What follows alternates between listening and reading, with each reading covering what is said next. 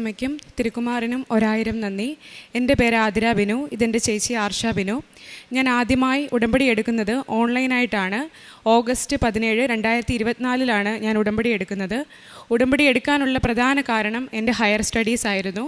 ഞാൻ BSW graduate ആണ്. ഞാൻ ന്യൂസിലൻഡിലേക്ക് ചേച്ചിയോടൊപ്പം, ചേച്ചി എന്നെ സ്പോൺസർ ചെയ്ത് 2024 ജൂണിൽ തന്നെ ഞാൻ പോയിരുന്നു. അതിനുശേഷം അവിടെ ചെന്ന് ഞാൻ ജോലിക്ക് കുറേ ട്രൈ ചെയ്തു. എനിക്ക് ജോലിയൊന്നും കിട്ടിയില്ല. അവിടെ ഓരോ ഓർഗനൈസേഷനിൽ വേക്കൻസി വരുമെങ്കിലും അവിടുന്ന് അവർ ആപ്ലിക്കൻസ് കൂടുതലാണെന്ന് പറഞ്ഞ് റിജക്റ്റ് ചെയ്യുമായിരുന്നു. അതിനുശേഷം ഞാൻ ഹയർ സ്റ്റഡീസിനെ കുറിച്ച് ചിന്തിച്ചു. അങ്ങനെ ഞാൻ എൻ്റെ ചേച്ചി അവിടെ തന്നെ പഠിച്ചതുകൊണ്ട് ആ സെയിം യൂണിവേഴ്സിറ്റിയിൽ പഠിക്കാൻ വേണ്ടി ഞാൻ ആഗ്രഹിച്ചു. അങ്ങനെ ഞാൻ ഒരു ഏജൻസിയെ സമീപിച്ചു. ഏജൻസി അവരവരുടെ റിക്വയർമെൻറ്റും കാര്യങ്ങളൊക്കെ പറഞ്ഞു. ആദ്യത്തെ റിക്വയർമെൻ്റാണ് PT നമ്മൾ അച്ചീവ് ചെയ്യണമെന്ന്. അങ്ങനെ ഞാൻ പരിശുദ്ധ അമ്മയുടെ മാധ്യസ്ഥം വഹിച്ച് ഞാൻ PT ഞാൻ എഴുതി, ഞാൻ പാസ്സായി. അതിനുശേഷം എനിക്ക് കണ്ടീഷണൽ ഓഫർ ലെറ്റർ വന്നു. ആ കണ്ടീഷൻസൊക്കെ മീറ്റ് ചെയ്ത് കഴിഞ്ഞപ്പോൾ എനിക്ക് അൺകണ്ടീഷണൽ ഓഫർ ലെറ്റർ വന്നു. അതുവരെയുള്ള പ്രോസസ്സെല്ലാം ഭയങ്കര ഫാസ്റ്റായിട്ട് നടന്നു. പിന്നീട് അങ്ങോട്ട് എനിക്ക് എല്ലാ കാര്യങ്ങൾക്കും തടസ്സമായിരുന്നു. അപ്പോൾ ഞാൻ ഓൺലൈൻ ഉടമ്പടിയിലാണ്. ഓരോ 3 മാസം കൂടുമ്പോഴും പല ആളുകളുടെ ഫോണിൽ നിന്ന് ഞാൻ ലോഗിൻ ചെയ്ത് ഉടമ്പടി എടുക്കുമായിരുന്നു. ആദ്യം എൻ്റെ ഫിനാൻഷ്യൽ ഡോക്യുമെൻറ്റ്സ് സബ്മിറ്റ് ചെയ്യുന്ന കാര്യങ്ങളൊക്കെ വന്നപ്പോൾ ഒത്തിരി തടസ്സം വന്നു. ഏജൻസിക്ക് എൻ്റെ ഡോക്യുമെൻറ്റ്സിലൊന്നും അവർ സാറ്റിസ്ഫൈഡ് അല്ലായിരുന്നു. അവർ പറഞ്ഞു, ഇത് വെച്ചിട്ട് വിസ കിട്ടുമെന്ന് ഒട്ടും പ്രതീക്ഷിക്കേണ്ട, 1% പോലും നിങ്ങൾക്ക് കിട്ടാനുള്ള ചാൻസ് ഇല്ല. അങ്ങനെ ഒത്തിരി പറയുമ്പോൾ ഞങ്ങളെല്ലാവരും ഡൗൺ ആകുമായിരുന്നു. എങ്കിലും എൻ്റെ പേരൻസും എൻ്റെ സഹോദരങ്ങളും എന്നെ ഒത്തിരി സപ്പോർട്ട് ചെയ്തു. ഡൗൺ ആകണ്ട, പ്രത്യാശ കൈവിടാതെ മുന്നോട്ട് പോവുക എന്ന് തന്നെ എന്നോട് പറഞ്ഞു. അങ്ങനെ ഞാൻ ഓരോ കാര്യങ്ങളും നന്നായി ചെയ്ത് മുന്നോട്ട് പോയി. അതിനുശേഷം ഒത്തിരി നാളായിട്ടും എനിക്ക് ഇൻ്റർവ്യൂ വരുന്നില്ലായിരുന്നു. ഞാൻ ജൂലൈ ഇൻടേക്കിലാണ് ന്യൂസിലൻഡിലേക്ക് പോകാനിരിക്കുന്നത്.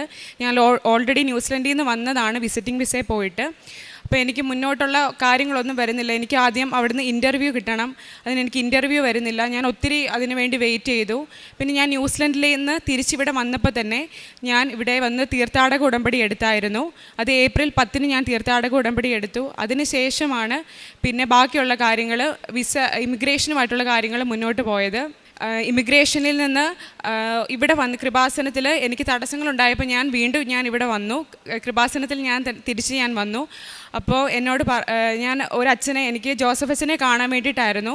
അപ്പം 2 പുതുക്കൽ ഇല്ലാതെ ജോസഫ് അച്ഛനെ കാണാൻ പറ്റത്തില്ലെന്ന് പറഞ്ഞു. അപ്പോൾ ഞാനിവിടെയുള്ള വേറൊരച്ഛനെ ഞാൻ കണ്ടിട്ട് ഞാൻ പറഞ്ഞു, എനിക്ക് അടുത്ത ആഴ്ച എനിക്ക് ന്യൂസിലൻഡിലേക്ക് പോകേണ്ടതാണ്. ജൂലൈ 7 എൻ്റെ ക്ലാസ് തുടങ്ങുന്നത്. അപ്പോൾ അച്ഛൻ എന്നോട് പറഞ്ഞു, ഒന്നുകൊണ്ടും വിഷമിക്കേണ്ട, വിസ വരുമെന്ന് പറഞ്ഞു. ഞാനപ്പോൾ ആ പ്രത്യാശയോടുകൂടി ഞാൻ വീട്ടിലേക്ക് പോയി. എന്നിട്ട് ഞാൻ എന്നും പ്രാർത്ഥിക്കുമായിരുന്നു. എൻ്റെ എല്ലാ ഡോക്യുമെൻറ്റ്സിലും ഞാൻ കുരിശ് വരച്ചും ഉപ്പിട്ടും ഞാൻ പ്രാർത്ഥിക്കുമായിരുന്നു. അങ്ങനെ നോക്കിയിരുന്ന് എനിക്ക് വിസയൊന്നും വരുന്നില്ല. ഇമിഗ്രേഷനിൽ നിന്ന് ഒരറിയിപ്പും എനിക്കില്ല. അപ്പോൾ എൻ്റെ 2 സഹോദരങ്ങളും ന്യൂസിലൻഡിലാണ്, എൻ്റെ 2 ചേച്ചിമാർ. അവർ 2 പേരും ഇമിഗ്രേഷനെ കോൺടാക്റ്റ് ചെയ്തു. അപ്പോൾ അവർ പറയുന്നത് അണ്ടർ അസസ്മെൻറ്റിലാണ്, കൂടുതലായിട്ട് അവർക്കൊന്നും പറയാനില്ല. അപ്പം മുന്നോട്ടുള്ള കാര്യങ്ങൾ ഇനി എന്നാ ചെയ്യണമെന്നറിയത്തില്ല. അപ്പം ഞാൻ ഏജൻസി പറഞ്ഞതനുസരിച്ച് ഞാൻ ഫീസ് അടച്ചിട്ടുണ്ടായിരുന്നില്ല യൂണിവേഴ്സിറ്റി പഠിക്കാനുള്ള. അവർ പറഞ്ഞു വിസ വന്നിട്ട് അടച്ചാൽ മതി എന്നുള്ള കാര്യം കൊണ്ട് ഫീസ് അടച്ചിട്ടുണ്ടായിരുന്നില്ല. അങ്ങനെ എല്ലാ കാര്യങ്ങൾക്കും എനിക്ക് തടസ്സമായിരുന്നു. ഏജൻസിക്ക് ഒട്ടും എൻ്റെ കാര്യത്തിൽ ഉറപ്പില്ലായിരുന്നത് കൊണ്ട് അവരെല്ലാം ലാഗ് ആക്കുമായിരുന്നു. ഇപ്പോൾ ഒന്നും ചെയ്യണ്ട, കിട്ടുമെന്ന് ഉറപ്പില്ല എന്നുള്ള രീതിയിൽ. അങ്ങനെ ഞാൻ ഒത്തിരി കരഞ്ഞ് പ്രാർത്ഥിച്ചു. ഞാൻ എല്ലാ ദിവസവും ഞാൻ കുർബാനയിൽ സംബന്ധിക്കുമായിരുന്നു.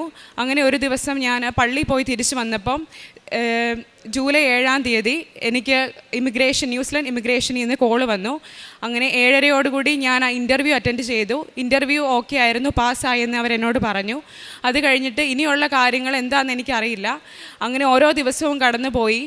ഞാൻ എൻ്റെ യൂണിവേഴ്സിറ്റിയിൽ നിന്ന് അവസാനം എനിക്ക് മെയിൽ വന്നു, ഇനി ആതിരയ്ക്ക് ഇവിടെ പഠിക്കാൻ പറ്റില്ല, ആതിരേനെ ഡെഫർ ചെയ്യുവാണ്. 2026 ഇൻടേക്കിലേക്ക് ആതിരയ്ക്ക് ഇനി വരാൻ പറ്റുള്ളൂ. ആതിരയുടെ ഓഫർ ലെറ്റർ ക്യാൻസൽ ചെയ്തെന്ന് പറഞ്ഞ് എനിക്ക് മെയിൽ വന്നു. ഒത്തിരി ഞാൻ വിഷമിച്ചു. അപ്പം എൻ്റെ 2 ചേച്ചിമാരും കൂടെ ഇടപെട്ട് യൂണിവേഴ്സിറ്റിയിൽ ഡയറക്റ്റായിട്ട് പോയി. മാതാവിൻ്റെ ഇടപെടൽ കൊണ്ട് മാത്രമാണ് യൂണിവേഴ്സിറ്റിയിൽ ഡയറക്റ്റായിട്ട് പോയി അവരോട് ചോദിച്ചു, ഫീസ് അടച്ചോട്ടെ എന്ന് ചോദിച്ചു.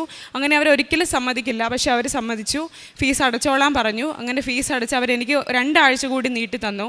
അങ്ങനെ ആ 2 ആഴ്ചയും കടന്നു പോയി. ഞാൻ ഫ്ലൈറ്റ് ടിക്കറ്റും എടുത്തു. കാരണം ആ സമയം ഇൻടേക്കിൻ്റെ സമയം ആയതുകൊണ്ട് തന്നെ ഫ്ലൈറ്റ് ടിക്കറ്റ് ഒന്നും അവൈലബിൾ ആയിരുന്നില്ല. അപ്പോൾ ഉള്ള ഒരു ദിവസം നോക്കി ടിക്കറ്റ് എടുത്തു. അവരെനിക്ക് ഒരു ഡെഡ് ലൈനും തന്നു യൂണിവേഴ്സിറ്റിയിൽ നിന്ന്. ജൂലൈ 21 എത്തിയില്ലെങ്കിൽ പിന്നെ ഇങ്ങോട്ട് വരാൻ പറ്റില്ല, പിന്നെ നെക്സ്റ്റ് ഇൻടേക്ക്, അതായത് 2026 ഫെബ്രുവരി ഇൻടേക്കിന് വേണമെങ്കിൽ വരാം, അല്ലെങ്കിൽ വരാൻ പറ്റില്ല എന്ന് പറഞ്ഞു. ഒത്തിരി ഞാൻ വിഷമിച്ചു. അങ്ങനെ ഞാൻ കരഞ്ഞു പ്രാർത്ഥിക്കുമായിരുന്നു. ഞാൻ മാതാവിൻ്റെ സുഗന്ധാഭിഷേകമൊക്കെ എനിക്ക് ഒത്തിരി കിട്ടിയിട്ടുണ്ട്. അപ്പോഴൊക്കെ ഞാൻ കൂടുതൽ പ്രത്യാശയോടുകൂടി മുന്നോട്ട് പോയി, എനിക്ക് കിട്ടുമെന്നുള്ള രീതിയിൽ. പിന്നെ ഞാൻ പ്രാർത്ഥിച്ചു, അവിടുത്തെ ഹിതം നിറവേറട്ടെ. അപ്പോൾ എൻ്റെ മനസ്സിൽ നെതർലൻഡ്സ് എന്ന് പറയുന്ന ഒരു ആഗ്രഹം കൂടി ഉണ്ടായിരുന്നു. എങ്കിലും ചിലപ്പോൾ മാതാവ് അതായിരിക്കും എനിക്ക് വെച്ചേക്കുന്നതെന്ന് ഞാൻ ഉറപ്പായിട്ട് ഞാൻ വിചാരിച്ചു, ഇത്രയും ലേറ്റ് ആയപ്പോൾ. അത് കഴിഞ്ഞ് ജൂലൈ 17 രാവിലെ ഞാൻ അവിടുന്ന് ന്യൂസിലാൻഡ് ഇമിഗ്രേഷനിൽ നിന്ന് എൻ്റെ മൂത്ത ചേച്ചിയെ കോൺടാക്റ്റ് ചെയ്തിട്ട് പറഞ്ഞു, ഫിനാൻഷ്യൽ ഡോക്യുമെൻറ്റ്സിൻ്റെ കാര്യത്തിൽ കുറച്ച് മിസ്റ്റേക്കുകളുണ്ട്. അതായത് എൻ്റെ ലിവിങ് എക്സ്പെൻസ് കൂടി കാണിച്ചാലേ അത് പ്രോസസ്സിങ് കംപ്ലീറ്റ് ആകുള്ളൂ എന്ന് പറഞ്ഞു. അപ്പോൾ പെട്ടെന്ന് തന്നെ 10 ലക്ഷം രൂപ വേണം. എന്ത് ചെയ്യുമെന്ന് അറിയത്തില്ല. അപ്പോൾ ന്യൂസിലൻഡിൽ ഉച്ചയൊക്കെ കഴിഞ്ഞു. അപ്പോൾ ചേച്ചി കുറേ ആളുകളോടുകൂടി അന്വേഷിച്ചു, ചോദിച്ചവരെല്ലാം സഹായിച്ചു. അങ്ങനെ ചേച്ചി പൈസയെല്ലാം കിട്ടിയിട്ട് ചേച്ചി എൻ്റെ ലിവിങ് എക്സ്പെൻസ് കാണിച്ചു. അപ്പം തന്നെ അവർ ചേച്ചിക്ക് റിപ്ലൈ കൊടുത്തു. ഞാൻ ഈ സമയത്ത് പള്ളിയിൽ പോയേക്കുമായിരുന്നു. പള്ളിയിൽ പോയി ഞാൻ തിരിച്ചു വന്ന് ഞാൻ ന്യൂസിലൻഡ് ചേച്ചിയുടെ ഇമിഗ്രേഷനിൽ നിന്ന് അവർ സമീപിച്ചെന്ന് പറഞ്ഞപ്പോഴേ ഞാൻ നീലത്തിരിയും പച്ചത്തിരിയും കത്തിച്ച് ഞാൻ പ്രാർത്ഥിക്കാൻ തുടങ്ങി. ഈ വിസ വന്നു എന്ന് പറഞ്ഞ് ഏജൻസിക്കാരെന്നെ വിളിക്കുമ്പോൾ ഞാൻ പരിശുദ്ധ അമ്മയുടെ മുന്നിൽ കരഞ്ഞ് ഞാൻ പ്രാർത്ഥിക്കുമായിരുന്നു. അന്ന് ദിവസം എനിക്ക് വിസ വന്നില്ലെങ്കിൽ എനിക്ക് എൻ്റെ ടിക്കറ്റ്, പിറ്റേ ദിവസത്തേക്കുള്ള ടിക്കറ്റ് എനിക്ക് ക്യാൻസൽ ചെയ്യണം, എനിക്ക് പോകാൻ പറ്റില്ല. അപ്പോൾ എൻ്റെ അവസാനത്തെ ഒരു ചാൻസ് ആയിരുന്നു ആ ദിവസം എന്ന് പറയുന്നത്. അന്ന് രാവിലെയോടുകൂടി തന്നെ എനിക്ക് വിസ വന്നു. അങ്ങനെ എൻ്റെ എല്ലാ കാര്യങ്ങളും നന്നായിട്ട് പോയി. ഞാൻ അവിടെ എത്തി. എൻ്റെ സഹോദരങ്ങൾ എന്നെ ഇപ്പോഴും സപ്പോർട്ട് ചെയ്യുന്നുണ്ട്.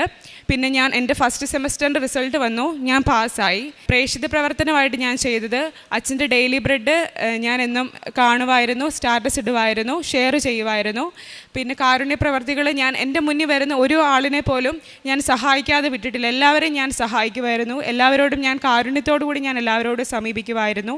എല്ലാ ദിവസവും അരമണിക്കൂർ ഞാൻ ബൈബിൾ വായിക്കുമായിരുന്നു. ഞാനത് മുടക്കിയിട്ടില്ല. പുതിയ നിയമം ഞാൻ മുഴുവൻ വായിച്ചു തീർത്തു. പഴയ നിയമത്തിൻ്റെ അവസാന ഭാഗത്തിലേക്ക് ഞാൻ എത്തിയിരിക്കുകയാണ്.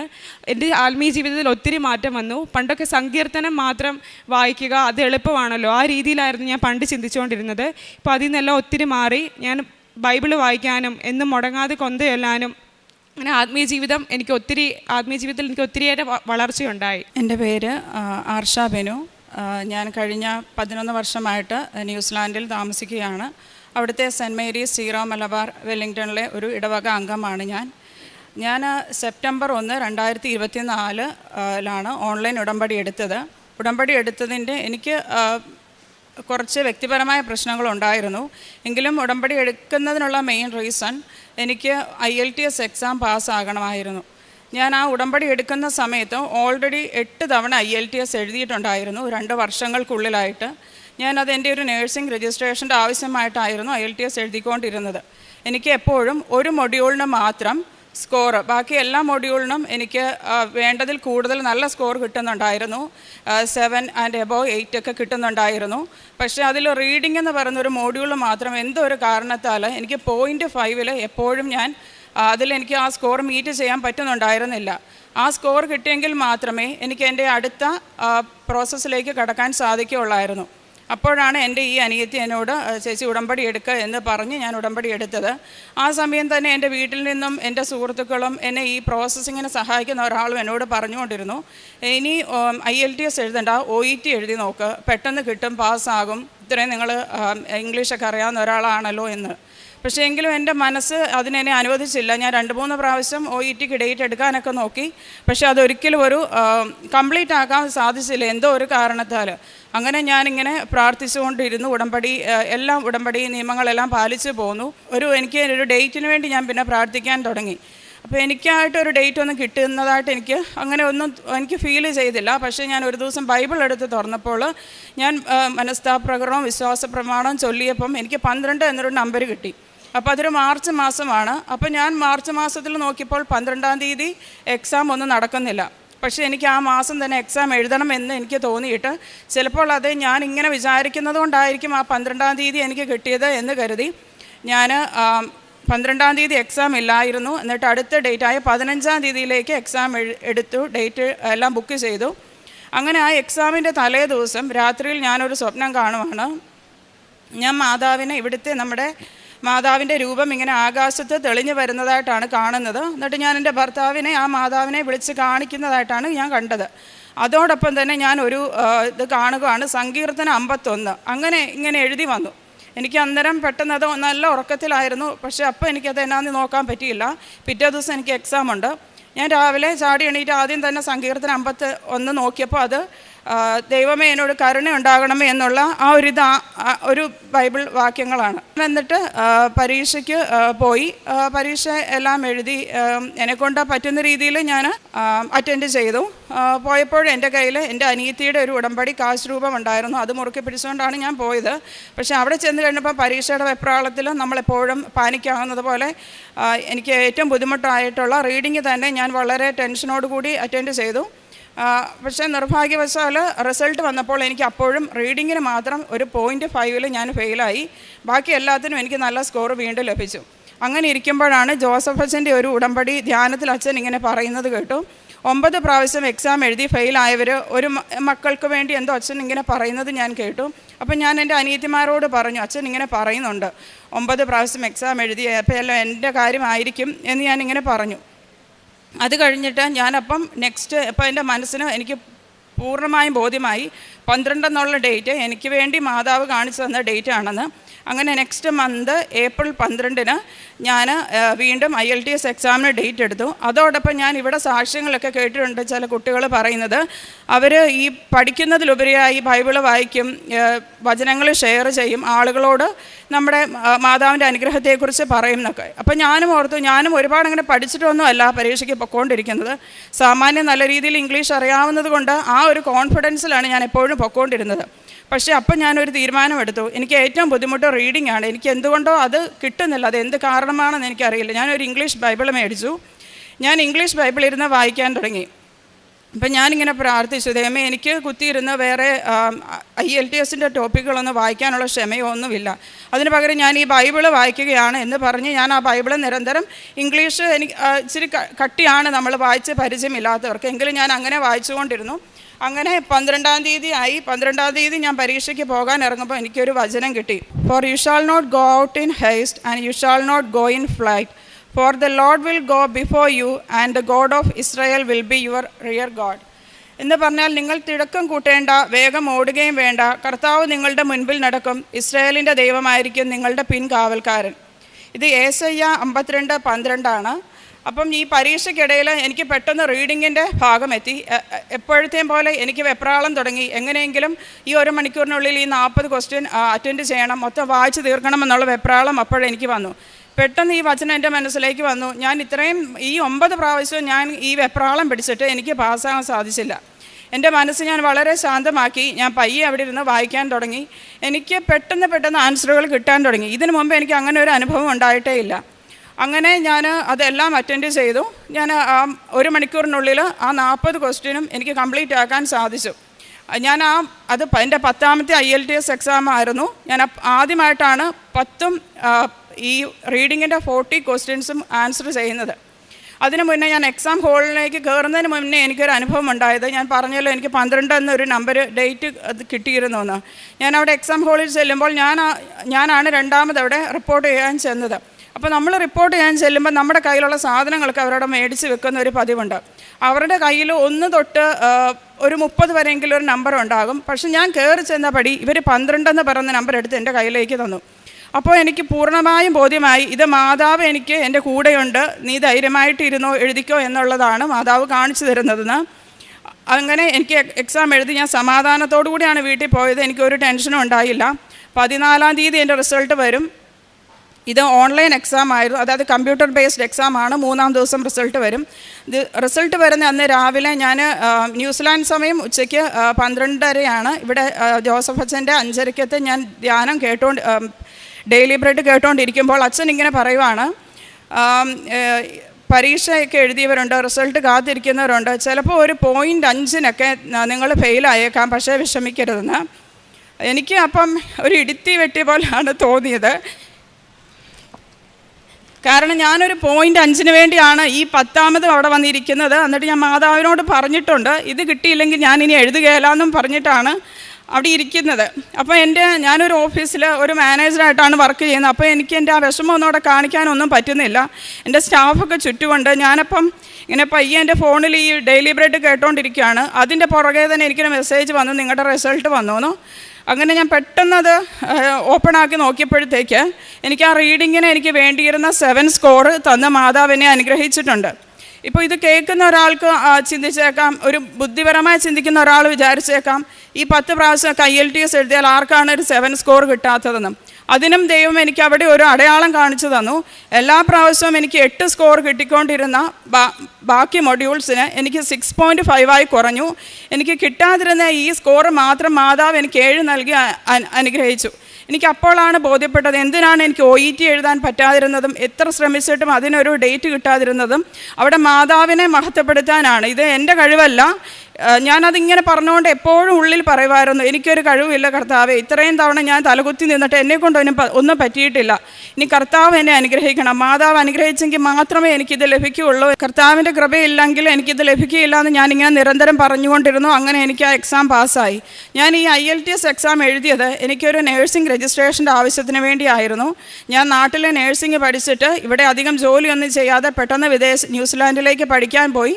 അവിടെ എനിക്ക് ആ പഠിച്ച ഫീൽഡിൽ തന്നെ ജോലി കിട്ടി തുടരുകയായിരുന്നു. അപ്പോഴും എൻ്റെ ഉള്ളിൽ എനിക്ക് നേഴ്സിംഗ് രജിസ്ട്രേഷൻ എടുക്കണമെന്നുള്ള ഒരു അതീവ ആഗ്രഹമുണ്ടായിരുന്നു. പക്ഷേ അതിനെനിക്കുള്ള തടസ്സങ്ങളെന്ന് വെച്ചാൽ, ഒന്ന് എനിക്ക് IELTS പാസ്സാകണമായിരുന്നു, മറ്റൊന്ന് അവർ പറയുന്ന എക്സ്പീരിയൻസ് എനിക്ക് ഉണ്ടായിരുന്നില്ല.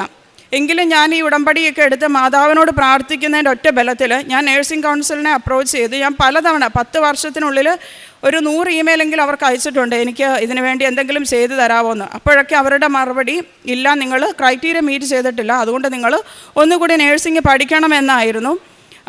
എങ്കിലും ഞാൻ പ്രതീക്ഷ കൈവിടാതെ ഈ വർഷം എൻ്റെ റിസൾട്ട് വന്നു കഴിഞ്ഞപ്പം പറഞ്ഞു, എനിക്ക് എല്ലാം ഞാൻ ക്രൈറ്റീരിയ മീറ്റ് ചെയ്തിട്ടുണ്ട്, എനിക്ക് എക്സ്പീരിയൻസിൻ്റെ ഒരു കുറച്ച് കുറവേ ഉള്ളൂ. അപ്പോൾ അവർ പറഞ്ഞു, സാരമില്ല, നിങ്ങളൊന്ന് അപ്ലൈ ചെയ്യുക, ഞങ്ങൾ അക്സെപ്റ്റ് ചെയ്യുക അല്ല റിജക്റ്റ് ചെയ്യും, അത് ഒന്നും പറയാൻ പറ്റില്ല എന്ന് പറഞ്ഞു. ഞാൻ അങ്ങനെ എല്ലാം അപ്ലൈ ചെയ്തു. മെയ് മാസത്തിൽ അവർ എൻ്റെ ഫസ്റ്റ് സ്റ്റെപ്പ് എല്ലാം കംപ്ലീറ്റ് ചെയ്തു. അവരെനിക്ക് നമ്മൾ ഇൻവിറ്റേഷൻ പറയും, invitation to apply for nursing registration, അങ്ങനെയാണ് വന്നത്. അങ്ങനെ വന്നു ഞാനതെല്ലാ ഡോക്യുമെൻറ്റ്സ് എല്ലാം കൊടുത്തു കഴിഞ്ഞപ്പം അതിൽ ഒരു മെസ്സേജ് ഇങ്ങനെ ഉണ്ടായിരുന്നു, നിങ്ങൾക്കൊരു ജോബ് ഓഫർ ഉണ്ടെങ്കിൽ നിങ്ങളുടെ പ്രോസസ്സിങ് കുറച്ചും കൂടി ഈസി ആകുന്നു. അപ്പം ഞാനൊരു സർവീസിൽ, ഒരു മെൻ്റൽ ഹെൽത്ത് ഫെസിലിറ്റിയിൽ ഒരു സർവീസ് മാനേജറായിട്ട് ജോലി ചെയ്യുന്നൊരു വ്യക്തിയാണ്. അപ്പോൾ എൻ്റെ ആ റോള് വെച്ചിട്ട് എനിക്ക് പെട്ടെന്ന് രജിസ്ട്രേഷൻ കിട്ടാൻ സാധ്യതയുണ്ടെന്ന് എന്നോട് പലരും പറഞ്ഞത് പ്രകാരം ഞാൻ എൻ്റെ മാനേജർമാരെ അപ്രോച്ച് ചെയ്തു. അവരൊക്കെ ആദ്യം പറഞ്ഞു, ഓക്കെ, ഞങ്ങൾ സപ്പോർട്ട് ചെയ്യാമെന്നെല്ലാം പറഞ്ഞിരുന്നുവെങ്കിലും പെട്ടെന്ന് ഞാൻ ഇങ്ങനെ ഒരു ആവശ്യം പറഞ്ഞ് ഒരു മീറ്റിങ്ങിന് വിളിച്ചു കൂട്ടി. അവരെന്നോട് ചോദിച്ചു, എന്താണ് ആവശ്യം? ഞാൻ പറഞ്ഞു, എനിക്കൊരു ലെറ്റർ എഴുതി തരണം, നിങ്ങൾ എനിക്ക് ജോലി തരാൻ ഓക്കെയാണ്. ഞാൻ അപ്പോഴും ഒരു ക്ലിനിക്കൽ റോള് കൈകാര്യം ചെയ്യുന്നു, പക്ഷേ എനിക്ക് രജിസ്ട്രേഷൻ ഇല്ലെന്ന് മാത്രമേ ഉണ്ടായിരുന്നുള്ളൂ. പക്ഷേ ആ സമയമായപ്പോൾ അവർ പറഞ്ഞു, അർഷ, അത് പറ്റില്ല, അത് ഞങ്ങൾക്കിപ്പോൾ നിലവിൽ അങ്ങനെ ചെയ്യാനുള്ള ഒരു സാഹചര്യമല്ല. അത് പോരാതെ ആ കൂട്ടത്തിലൊരു ക്ലിനിക്കൽ ലീഡുണ്ട്. ആ പുള്ളിക്കാരി ഒരു കാര്യം പറഞ്ഞു, മൈ ഹാൻഡ്സ് ഓൺ ഹാർട്ട്, ഞാൻ എന്നോട് പറയുവാണ്, നിനക്കിത് കിട്ടത്തില്ല, കാരണം ഞാൻ ഇതുപോലെ ഒത്തിരി കേസുകൾ കണ്ടിട്ടുണ്ട്, നീ കഴിഞ്ഞ 10-12 വർഷമായിട്ട് ഒരു നേഴ്സിംഗ് ഫീൽഡുമായിട്ട് ബന്ധമില്ലാത്ത ഒരാളാണ്. അങ്ങനെ അവരെന്നോട് പറഞ്ഞു, നിന്നെ വേണമെങ്കിൽ ഞങ്ങൾ പഠിക്കാൻ ഹെൽപ്പ് ചെയ്യാമെന്ന് പറഞ്ഞു. ഞാൻ പറഞ്ഞു, എനിക്ക് പഠിക്കാനല്ല, എനിക്ക് എൻ്റെ രജിസ്ട്രേഷന് വേണ്ടിയാണ് ഞാൻ ഇത്രയും നാൾ വെയിറ്റ് ചെയ്തത്, ഞാനത് എടുത്തോളാം എന്ന് പറഞ്ഞു. അങ്ങനെ ആ മീറ്റിംഗ് അവർ പിരിച്ചുവിട്ടു. അങ്ങനെ അത് മെയ്യിലാണ് ഈ സംഭവം നടക്കുന്നത്. അപ്പോൾ എന്നെ ഈ പ്രോസസ്സിങ്ങിന് സഹായിക്കുന്ന ഒരു ആൾ പറഞ്ഞു, നിങ്ങൾ ഓൾറെഡി ന്യൂസിലാൻഡിലുള്ളതുകൊണ്ട് നിങ്ങൾക്ക് പെട്ടെന്ന് നിങ്ങളുടെ കാര്യങ്ങളൊക്കെ അടുത്ത സ്റ്റെപ്പ് പ്രൊസീഡ് ചെയ്യാൻ പറ്റുമെന്ന്. അങ്ങനെ മെയ് കഴിഞ്ഞു, ജൂൺ കഴിഞ്ഞു, ജൂലൈ ആയപ്പോൾ ഞാൻ വിചാരിച്ചു എൻ്റെ ബർത്ത്ഡേ ജൂലൈയിലുണ്ട്, മാതാവ് എനിക്കൊരു പെട്ടെന്നൊരു ബർത്ത്ഡേ ഗിഫ്റ്റ് പോലെ ആയിരിക്കും തരുന്നതെന്ന് കരുതി. പക്ഷേ ജൂലൈയിലൊന്നും സംഭവിച്ചില്ല. അങ്ങനെ ഓഗസ്റ്റായി, സെപ്റ്റംബറായി, അവിടെയും പ്രത്യേകിച്ച് ഒന്നും സംഭവിക്കുന്നില്ല. സെപ്റ്റംബർ മാസത്തിൽ ഞാൻ ഒരു ദിവസം എൻ്റെ ഇമെയിൽ ചെക്ക് ചെയ്യുമ്പോഴത്തേക്ക് എനിക്ക് ഒരു ഇമെയിൽ വന്ന് കിടക്കുവാണ്. നിങ്ങൾക്ക് ഞങ്ങൾ രജിസ്ട്രേഷൻ തരാൻ ഹാപ്പിയാണ്, നിങ്ങൾ അതിന് ക്രൈറ്റീരിയ മീറ്റ് ചെയ്തിരിക്കുന്നു എന്ന് പറഞ്ഞു. ഞാൻ അപ്പോൾ തന്നെ ആദ്യം ചെയ്ത കാര്യം, എനിക്ക് രജിസ്ട്രേഷൻ കിട്ടില്ല എന്ന് പറഞ്ഞ എൻ്റെ സംഘത്ത് കൈവച്ച് പറയുന്നു എന്നാണ് ആ വ്യക്തി എന്നോട് പറഞ്ഞത്. അവർക്ക് തന്നെ ഞാനൊരു ഇമെയിൽ അയച്ചു, by the grace of God എനിക്ക് ഇത് കിട്ടി എന്ന് പറഞ്ഞയച്ചു. അപ്പോൾ അടുത്ത 2 പ്രൊസീജിയർ എന്ന് പറഞ്ഞാൽ ഒരു തിയറി എക്സാം, പ്രാക്ടിക്കൽ എക്സാം പാസ്സാകണം. അതിൽ തിയറി എക്സാം ഞാൻ നേരത്തെ പറഞ്ഞതുപോലെ 10-14 വർഷമായി നേഴ്സിംഗ് ഫീൽഡുമായിട്ട് ഒരു ബന്ധമില്ലാതിരിക്കുന്ന എനിക്ക് പെട്ടെന്നൊരു എക്സാം പാസ്സാകുക വളരെ ബുദ്ധിമുട്ടാണ്. അവിടെയും എൻ്റെ മാതാവിൻ്റെ ഇടപെടൽ കൊണ്ട് എൻ്റെ കയ്യിൽ ഉടമ്പടി തൈലവും ഉപ്പും ഒക്കെ ഉപയോഗിച്ച് ഞാൻ പോയി. ആ എക്സാം ഹാളിൽ ഇതൊക്കെ ഞാൻ ഉപയോഗിച്ചു. ഞാൻ പറഞ്ഞു, മാതാവേ, എനിക്ക് ഇത് ഒരു കഴിവുമില്ല, ഇതൊന്നും ഇത്രയും വർഷം മുന്നേ പഠിച്ചൊന്ന് ഓർത്തെടുക്കാൻ എന്നെക്കൊണ്ട് പറ്റുകയില്ല. ഞാൻ മാതാവിൻ്റെ അനുഗ്രഹം വേണം. ഇത് ഒരു കമ്പ്യൂട്ടർ ബേസ്ഡ് എക്സാം ആയിരുന്നു. അത് എഴുതി എനിക്ക് മനസ്സിലായി ഇത് എന്നെക്കൊണ്ട് പാസ്സാകുന്ന ഒരു ലക്ഷണവും കാണുന്നില്ല. എനിക്ക് പല ക്വസ്റ്റ്യൻസ് പോലും മനസ്സിലാകുന്നില്ല. 108 ക്വസ്റ്റ്യനിൽ 102 ക്വസ്റ്റ്യനിൽ 80 നമ്മൾ പാസ്സാകണം. എന്തായാലും ഞാൻ എക്സാം എഴുതി അവിടുന്ന് തിരിച്ചു പോയി. എങ്കിലും എനിക്കങ്ങനെ വിഷമമൊന്നും തോന്നിയില്ല. ഞാനങ്ങ് പോയി. മാതാവാണല്ലോ എന്നെ IELTS പാസ്സാക്കിയത്. അവിടുന്നാണല്ലോ എനിക്ക് ഇവിടെ എല്ലാം ഇതിനെല്ലാം തുടക്കം. അപ്പം മാതാവിനൊരു പദ്ധതി ഉണ്ടല്ലോ എന്ന രീതിയിൽ ഞാൻ തിരിച്ചു പോയി. പിറ്റേ ദിവസം റിസൾട്ട് വന്നു. ഞാനപ്പോൾ അത് പാസ്സായി. അപ്പം ഞാനത് ഓർത്ത്, ദൈവമേ, ഞാൻ ഒരു വക പഠിക്കാനോ എനിക്ക് എൻ്റെ ഉറങ്ങാനോ സാധിക്കാതെയാണ് ഞാൻ ആ പരീക്ഷയ്ക്ക് പോയത്. ഇനിയിപ്പോൾ എനിക്ക് മെയ് മാസത്തിൽ ഇതിൻ്റെ ഒരു വലിയ പ്രാക്ടിക്കൽ എക്സാം വരുന്നുണ്ട്. അപ്പോഴും എനിക്കൊരു ടെൻഷനൊന്നും ഇല്ല ഇപ്പോൾ. കാരണം ഇത്രയൊക്കെ എന്നെ സഹായിച്ച മാതാവിന് അതുകൂടി നടത്തി തരുമെന്ന് എനിക്ക് പൂർണ്ണമായ വിശ്വാസമുണ്ട്. ഞങ്ങൾ ഇതിനിടയ്ക്ക് എനിക്ക് സുഗന്ധാഭിഷേകം കിട്ടിയിട്ടുണ്ട്. അപ്പം ഞാനിവിടെ ആദ്യമായി ഉടമ്പടി എടുത്തപ്പോൾ മാതാവിനോടൊരു കാര്യം പറഞ്ഞു, മാതാവേ, എല്ലാവർക്കും മുല്ലപ്പൂ മണമൊക്കെയാണ് കിട്ടുന്നത്, എനിക്ക് മുല്ലപ്പൂ മണം വേണ്ട, എനിക്ക് റോസാപ്പൂ മണം മതി. കാരണം എനിക്ക് അതുപോലെ ഭയങ്കര ഇഷ്ടമാണ് റോസാപ്പൂവ്. അപ്പം ഞാൻ എനിക്ക് റോസാപ്പൂവും മാതാവും എന്തോ ഭയങ്കര ബന്ധമുള്ളതായിട്ട് എനിക്ക് എപ്പോഴും തോന്നിയിട്ടുണ്ട്. അങ്ങനെ എനിക്ക്, പക്ഷേ ഞാനിപ്പം 1 വർഷത്തോളമൊക്കെ ആയിട്ട് എനിക്കൊരു മണവും വരുന്നില്ല, മാതാവിന് ഒരു സുഗന്ധാഭിഷേകവും കിട്ടുന്നില്ല. അപ്പം ഞാൻ ഓർത്ത്, മാതാവേ, ഞാനന്ന് അങ്ങനെ പറഞ്ഞതുകൊണ്ടാണോ, എന്നാൽ ഇനി കുഴപ്പമില്ല, മുല്ലപ്പൂ മണമായാലും മതി എന്നുള്ള രീതിയിൽ നിന്നു. പെട്ടെന്നൊരു ദിവസം എനിക്ക് വീട്ടിലിരിക്കുമ്പോൾ എൻ്റെ കുഞ്ഞുമായിട്ട് ഇരിക്കുന്ന എൻ്റെ ഭർത്താവിൻ്റെ അമ്മയുണ്ട്, എൻ്റെ ന്യൂസിലാൻഡിലെ വീട്ടിലാണ്. പെട്ടെന്ന് വീട് മുഴുവൻ റോസാപ്പൂവിൻ്റെ സുഗന്ധം. അപ്പോൾ എനിക്ക് മനസ്സിലായി, മാതാവിനെ കൈവിട്ടിട്ടില്ല, എൻ്റെ കൂടെയുണ്ട്. അങ്ങനെ മനസ്സിലായി. അതേപോലെ ഇന്നിവിടെ ഞാൻ ഉടമ്പടി എടുക്കാൻ വന്നപ്പോൾ മുതൽ എനിക്ക് നല്ല കുന്തിരിക്കത്തിൻ്റെ മണമാണ് എനിക്ക് ഭയങ്കരമായിട്ട് ഫീൽ ചെയ്യുന്നുണ്ടായിരുന്നു. ഞാനിപ്പോൾ ഓർത്ത് ഇതൊരു ദേവാലയ പരിസരമല്ലേ. അത് ഞാൻ എൻ്റെ അനിയത്തിയോട് ചോദിച്ചു, നിനക്ക് തോന്നുന്നുണ്ടോ? അപ്പം പറഞ്ഞില്ല, അവൾക്കത് വരുന്നില്ല. അങ്ങനെ പറഞ്ഞു. പിന്നെ എനിക്കൊരു രോഗസൗഖ്യങ്ങളുണ്ടായിട്ടുണ്ട്. ഉടമ്പടി ഉപ്പ് ഉപയോഗിക്കുന്നത് വഴി എനിക്ക് വിട്ടുമാറാതിരുന്ന ഒരു ടോൺസലിൻ്റെ ഒരു പ്രശ്നം മാറിയിട്ടുണ്ട്. ക്ഷമിക്കണം, ഞാനതിൽ എഴുതാൻ അത് മറന്നു പോയതാണ്. പക്ഷേ ജീവിതത്തിൽ പല പ്രാവശ്യം ഞങ്ങൾക്ക് പല ആവശ്യങ്ങൾക്കും ഞങ്ങൾ ഇവിടുത്തെ ഉടമ്പടി വസ്തുക്കൾ ഉപയോഗിച്ച് ഞങ്ങൾക്ക് ചെറുതും വലുതുമായ രോഗസൗഖ്യങ്ങൾ കിട്ടിയിട്ടുണ്ട്. അതോടൊപ്പം ഞങ്ങളുടെ പ്രേക്ഷിത പ്രവർത്തനങ്ങൾ, എൻ്റെ കാര്യം ഞാൻ പറയുകയാണെങ്കിൽ, ഞാനൊരു മെൻ്റൽ ഹെൽത്തിൽ ജോലി ചെയ്യുന്ന വ്യക്തി ആയതുകൊണ്ട് തന്നെ അവർക്ക് ഏറ്റവും കൂടുതൽ വേണ്ട നമ്മുടെ സമയമാണ്. അവരോട് സംസാരിക്കാൻ ഒരാളാണ് അവർക്ക് വേണ്ടത്. ഞാൻ അവരോട് സംസാരിക്കാറുണ്ട്. എനിക്ക് എത്ര ജോലി തിരക്കാണെങ്കിലും ഞാൻ ഒരു ക്ഷമയോടുകൂടി, കാരണം അവർ ഈ ഡ്രഗ്സിൻ്റെയൊക്കെ ഇൻഫ്ലുവൻസിലുള്ളവരായതുകൊണ്ട് അവരെ കേട്ടിരിക്കാൻ എല്ലാവർക്കും ക്ഷമയുണ്ടാകണമെന്നില്ല. അതുപോലെ തന്നെ ഞായറാഴ്ച കുർബാനകളിൽ മുടക്കാറില്ല. ഞാൻ അവിടെ ന്യൂസിലാൻഡിൽ വേദപാഠം പഠിപ്പിച്ചുകൊണ്ടിരുന്ന ഒരാളാണ്. ഇപ്പം കുഞ്ഞുങ്ങളുള്ളത് കൊണ്ട് കൃത്യമായി പോകാൻ പറ്റാറില്ലെങ്കിലും അവരൊരു ആവശ്യത്തിന് വിളിക്കുമ്പോൾ ഞാൻ പോകാറുണ്ട്. കാരുണ്യ പ്രവൃത്തിയായിട്ട് ഞാൻ നമ്മളോട് പൈസ ആവശ്യം പറയുന്നവർക്ക് കൊടുക്കാറുണ്ട്. രോഗികൾക്ക് പൈസ കൊടുത്ത് അവരുടെ ചികിത്സയ്ക്ക് സഹായിക്കാറുണ്ട്. അതേപോലെ തന്നെ എനിക്കൊരു മാനേജറുടെ പൊസിഷൻ തന്ന മാതാവ് എന്നെ ഉയർത്തിയതാണ്. എനിക്ക് ഒരു യോഗ്യതയും ഇല്ലാതിരുന്നിട്ടാണ് എനിക്ക് അങ്ങനെ ഒരു ജോലി തന്നത്. എനിക്ക് പേടിയായിരുന്നു ആ ജോലിയിൽ. അപ്പം കർത്താവിന് എന്നെക്കുറിച്ച് എന്തൊരു പദ്ധതി ഉണ്ടെന്ന് എനിക്ക് അറിയാമായിരുന്നു. അപ്പം എൻ്റെ അടുത്ത് ജോലി അന്വേഷിച്ച് വരുന്നവർ അത് ഏത് നാട്ടുകാരായിക്കോട്ടെ, അപ്പോൾ ചിലർക്ക് അതിൽ ലാംഗ്വേജിൻ്റെ ബുദ്ധിമുട്ടുള്ളവരുണ്ട്. അപ്പോൾ അവരെ പലയിടത്തു നിന്ന് റിജക്ഷൻ കെട്ടി വരുന്നവരാണ്. അപ്പോൾ അത് മനസ്സിലാക്കിക്കൊണ്ടും ഞാൻ എങ്ങനെയാണ് അവിടെ ന്യൂസിലാൻഡിലെത്തിയപ്പോൾ ഞാൻ അനുഭവിച്ച സ്ട്രഗിൾ മനസ്സിലാക്കിക്കൊണ്ടും ഞാൻ അവർക്ക് ജോലി കൊടുക്കാറുണ്ട്, അവർക്ക് എല്ലാ സപ്പോർട്ടും കൊടുക്കാറുണ്ട്. അതുവഴി അവർക്ക് അവിടെ നിന്ന് പോകാനായിട്ട് അവർക്കൊരു വർക്ക് വിസ ആകട്ടെ, PR ആകട്ടെ, അതൊക്കെ കിട്ടി ആ കുഞ്ഞുങ്ങൾക്ക് നല്ലൊരു ജീവിതം അവിടെ പടുത്തുയർത്താൻ സാധിച്ചിട്ടുണ്ട്. ഒരു കാര്യം, ഞങ്ങൾ 2 പേരും അവിടെ എനിക്ക് ഇവിടുത്തെ ഉടമ്പടി അഖണ്ഡ ജപമാലയിൽ വരണമെന്നായിരുന്നു ഞങ്ങളുടെ ഏറ്റവും വലിയൊരു ആഗ്രഹം. അതിനുവേണ്ടിയാണ് ഞങ്ങളിപ്പോൾ ഇതിനു വേണ്ടി സാക്ഷ്യം പറയാൻ നാട്ടിൽ വന്നവരാണ്. പക്ഷേ അതിന് ഞങ്ങൾക്ക് സാധിക്കാഞ്ഞത് കൊണ്ട് ഒക്ടോബർ 25-ാം തീയതി ഞാനും എൻ്റെ അനിയത്തിയും കൂടെ ന്യൂസിലാൻഡിൽ അവിടെ ഒരു മാതാവിൻ്റെ ഒരു മലയുണ്ട്. ആ മലയിൽ ഞങ്ങൾ 2 പേരും പോയി ഞങ്ങൾ ജപമാല ചൊല്ലി പ്രാർത്ഥിച്ചിരുന്നു. പരിശുദ്ധ അമ്മയ്ക്കും ഈശോയ്ക്കും ഈ നാൾ ഇതുവരെ ഞങ്ങൾക്ക് നൽകിയ എല്ലാ അനുഗ്രഹങ്ങൾക്കും കോടാനുകോടി നന്ദി പറയുന്നു.